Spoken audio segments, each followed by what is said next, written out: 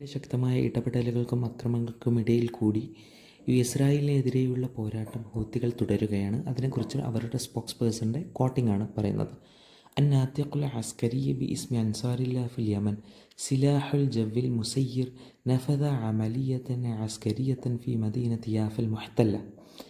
الناطق العسكري باسم أنصار الله في اليمن യമനിലെ അൻസാറുള്ളയുടെ പട്ടാള spokes person പറയുന്നതായിട്ട് സിലാഹുൽ ജവിൽ മുസയ്യർ. പൊതുവെ ഇത് ഉപയോഗിക്കുന്നത് എയർഫോഴ്സ് എന്ന അർത്ഥത്തിന് വേണ്ടിയിട്ടാണ്. സിലാഹുൽ ജവിൽ മുസയ്യർ നഫദ അവർ നടത്തി അമലിയത്തിന് അസ്കരിയത്ത് മിലിറ്ററി ഓപ്പറേഷൻ നടത്തി ഫി മദീനത്ത് യാഫൽ മുഹ്തല്ല പിടിച്ചക്കിടക്കപ്പെട്ട ഒക്യുപ്പൈഡ് യാഫ പട്ടണത്തിൽ അവർ ആക്രമണം നടത്തി. രണ്ടാമത്തെ കോട്ടിംഗ് الناطق العسكري باسم أنصار الله في اليمن سلاح الجو المسير نفذ عمليات ضد حاملة الطائرات الأمريكية ഹാരോ ട്രൂമാൻ.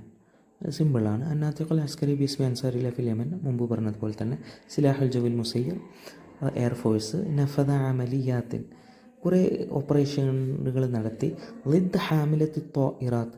ഹാമിലത്ത് ത്വാഇറാത്ത് പറഞ്ഞാൽ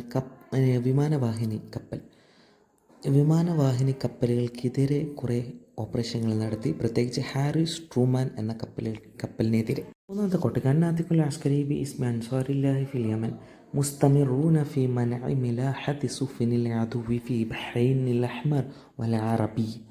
അവർ പറയുന്നതായിട്ട് മുസ്തമിറൂന നമ്മൾ കണ്ടിന്യൂറ്റി ഇങ്ങനെ പോകും, ഇതുമായി മുന്നോട്ട് പോകും. ഫി മനഇ മിലാഹത്തി സുഫ്ൻ ഈ കപ്പലുകളുടെ ഗതാഗതത്തെ തടയുന്നതുമായി മുന്നോട്ട് പോകും. ആരുടെ കപ്പൽ? സുഫ്നിൽ അദുവി ഫിൽ ബഹ്റൈനിൽ അഹ്മർ വൽ അറബ്.